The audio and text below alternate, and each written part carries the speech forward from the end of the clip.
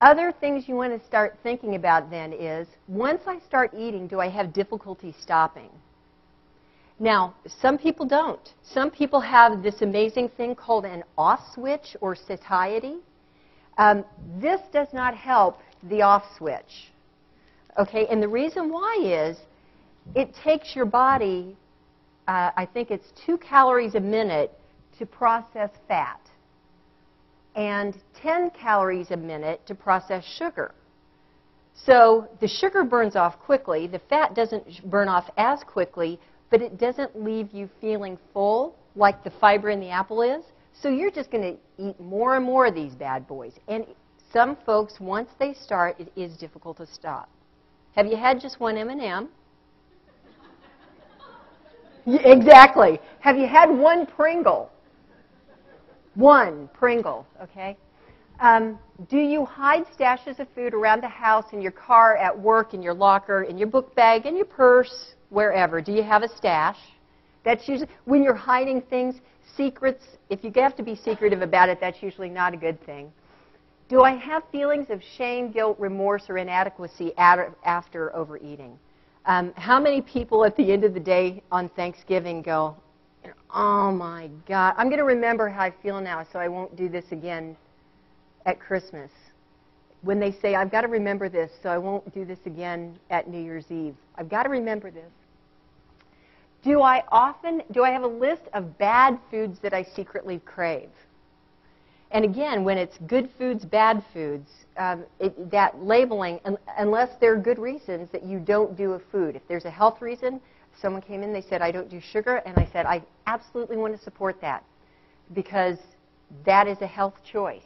But do you say, that's a bad food, or that's a food I choose not to eat?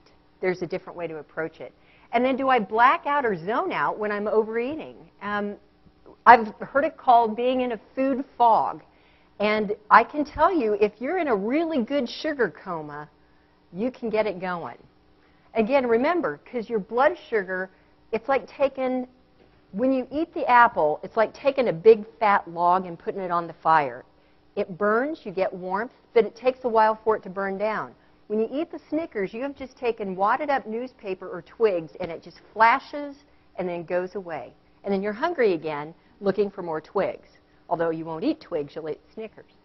Okay, in Dr. Bullock's book, Emotional Eating, in 2007, there was a study of eating disorders, and they looked at a broader range of what binge eating is. And they don't have a diagnosis yet officially in the DSM, but the study revealed that now 1 in about every 35 people in this country struggle with it, which is a higher proportion of what we thought before.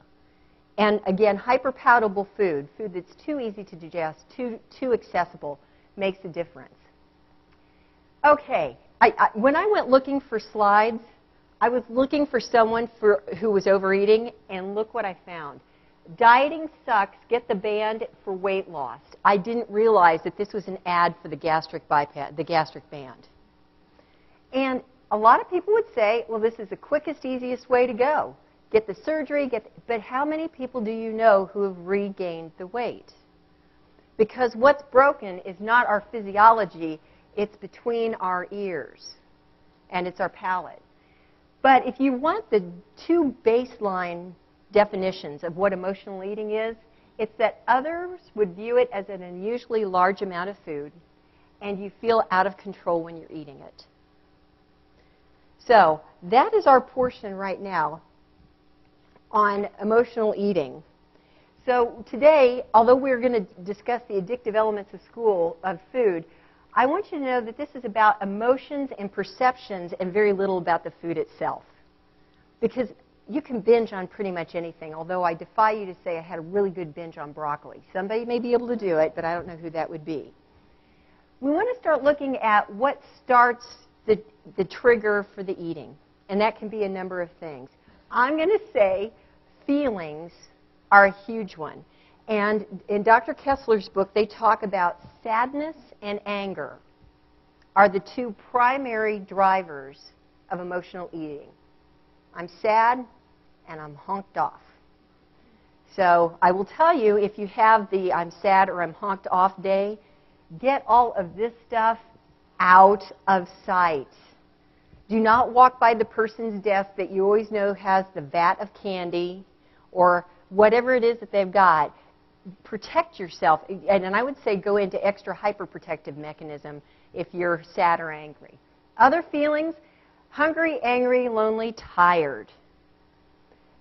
Our bodies metabolize food. If we've had a reasonable meal, okay, then you should be able to, that should carry you 3 to 5 hours. The average is about 4 hours that you should make it in between meals. If you've eaten a healthy breakfast at 8 o'clock and you're ravenous at 10 a.m., then I would encourage you to check, am I hungry, am I angry, am I lonely, am I tired? Because this isn't about this is about this. The other one is, do you eat when you're bored? Damned if you do, bored if you don't. And being bored, what do they say, boredom is the devil's playground. If you don't have enough to do, then you start looking for something to eat. And Wanda was saying about, I got to work and I'm grabbing something to keep me going. Now, it may not be that you're bored. It may be that you're overwhelmed. And, you know, where am I going now? What building do I have to do? I've got 3 calls here. So, again, be mindful of that. We try to avoid our feelings often. And when we do, stuff backs up somewhere. It's like a drain, you know, it's got to have some place to vent to. If you're having difficulty with feelings, it's going to come out, and it may come out in your eating. So my recommendation is I would like you to care less about your emotions. Emotions are temporary feelings. These are not permanent states. Even though sometimes when you feel bad, angry, frustrated, confused, dejected, whatever, it feels like this is never going to stop. It will stop. I'd like for you to just say, oh, that's something that's happening right now, and it will pass. And it does pass. Your concerns over other opinions is usually a major challenge for people who have issues with food. I'm concerned about, oh my God, what are you thinking about what I'm eating? What do you think about what I'm weighing? What do you think about the food that we're serving? What do you think? What do you think? What do you think? And we become way more invested in others than ourselves. I want you to put the focus back on yourself and not worry about what others think. That will free you. So please don't judge yourself. And especially as women, I'm going to say that Dave and Stephen, men get, I think, a free pass on this. I think men don't judge themselves as harshly as women do. I think we have a lot of help in that regard with media and advertising. Perfectionism and procrastination, 2 other things that drive food issues. Think about, oh, I've got that report I need to do.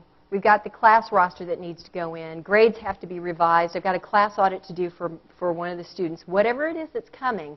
And if you are a perfectionist or a procrastinator, then that just ups the ante on your anxiety and your concern and your, again, the concern about judgment of others, which may fuel the eating and then cause you problems. Family. I don't know the quickest way to get to an issue that's negative than family.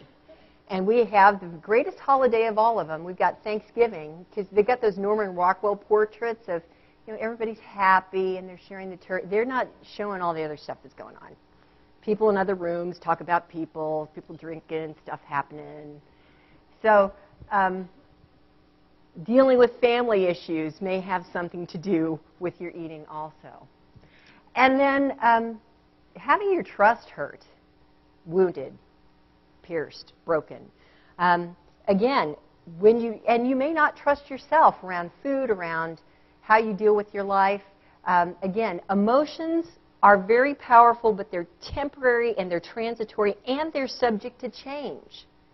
What I know as a psychologist is we ask people to act as if, and if they're having a bad day, I prescribe people, I want you to walk around, even if you have to do it in the bathroom where no one will see you, smile for 5 minutes, because your affective state will follow your physiological state. So if you're having a really bad day, then slap a smile on. It'll get better whether you like it or not. Body dysmorphic disorder. Now, this is a huge one. And what this means, this is big fancy pants psychological speak for what I see in the mirror is not who I am. So, and I'll tell you what breaks my heart about our young women in college is that a lot of young women, I've met some of the most stunningly beautiful women, a lot of them are dancers, who say, you know, nobody wants to go out with me, I'm ugly, I'm a freak of nature. And I'm thinking, who are you looking at? Who are you talking to? And I can guarantee you, if I had a mirror in my office and would have held it up, what they would have seen was this freak of nature, this not happy person. I will tell you that the picture I showed you at the beginning of me at over 252 pounds was my body dysmorphic disorder was, I would look in the mirror and go, well, it's not that bad. It was that bad. It was way that bad. And my disconnect was a way to save face, a way to let myself keep doing what I was doing and keep eating the way I was eating and not challenging it. So if you have issues with your body image, then you have to deal with that. I found this to be very helpful research. Do you know when you walk in, now it's probably not you. It's probably your husband, spouse, partner, child, friend, or anybody that's walked in your house. But at the end of a day or at some point where you walk in and you just stand and you're doing inventory of the refrigerator, like you haven't looked at it 9,000 times before, what the research says is that these are transition periods, and we are dealing with transition emotions. And we are more likely to overeat during these times. So if you think about your day, every time you switch from one meeting to another, you have a transition. You're driving to work and getting out of the car, transition. You're going from the car to the grocery to buy stuff, transition. You're going home after the grocery to unload and then make dinner. Every one of those transition periods is an opportunity for you to feel a little ungrounded, a little uncertain, a little looking for comfort. And if you are, you may be overeating at those times. So I would want to encourage you to keep a bottle of water or something with you that's healthy, that you can have in your hand, kind of like, you know, little kids have their transitional objects. Have your water bottle so you can say, oh, I'm in transition, but I have water, and I'm safe, and that's good. Less toxin and more rockin'. I want to remind you of what you put in your body really affects your body, and I'm just going to speak for myself. I can make pretty stupid decisions in pretty much any respect without alcohol, but especially food without alcohol. If I have alcohol, I make exceptionally stupid decisions. And let's remember what alcohol is. It's concentrated sugar. So if you say, oh, I'm only going to have a glass or two of wine. Okay, there's your glass or two of sugar. And then you'll say, and I'll just have some desserts. Now, what did we learn earlier about sugar? How quickly does it burn off? 10 calories a second. So you've had a glass of wine and cheesecake, brownies, stuff, junk, whatever that they had at the thing. And that spikes you way up, and it drops you down, and you're going to be there for 4 hours. So now you've burned off your first hour, and you start cruising for hour number 2. And you have another glass of wine and some more stuff, and you crash again. So by the time you're done, you could have 3 or 4 glasses of wine. I hope you're not driving. And whatever desserts you ate, all empty calories, no nutritional value, and you've told yourself you've eaten for the evening. And you're still hungry after it all burns off.